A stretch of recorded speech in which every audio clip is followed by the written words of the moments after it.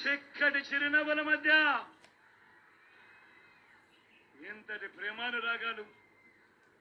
ఇంతటి ఆప్యాయతలు చూపిస్తూ ఇంతటి ఆత్మీయతలు పంచిపెడతా ఉన్నా నా ప్రతి అక్కకు, నా ప్రతి చెల్లెమ్మకు, నా ప్రతి అవ్వకు, నా ప్రతి తాతకు, నా ప్రతి సోదరుడికి,